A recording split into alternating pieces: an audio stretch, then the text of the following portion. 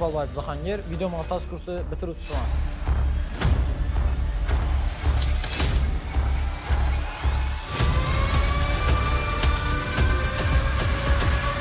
Men video montajga qiziqishim, o'zim o'ynagan o'yinlarni telefonda montaj etishdan boshlangan. O'zi boshda og'am bu yerda dasturlashda o'qigan, meni uydagilar bu yerda video montaj kursi borligini bilib, meni video montaj kursini olib keldi. Men bu yerga kelganimda telefonda CapCut'da montaj etishni bilar edim. Bu yerga kelib esa kompyuterda montaj etishni o'rgandim. Bizlar Data ta'lim stansiyasida Premiere Pro, After Effects, Cinema 4 va Unreal Engine o'tilgan. Eng qiyin olganim esa Unreal Engine'da odamlarga animatsiya berish bo'lgan.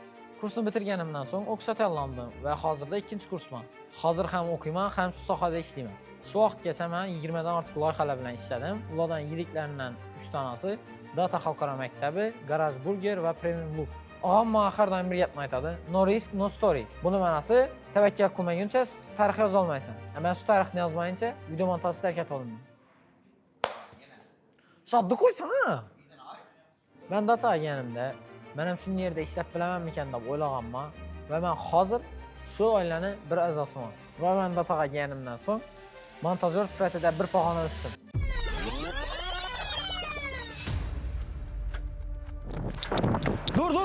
Dur. Hey, montajga sen berasan? Hozir beraman.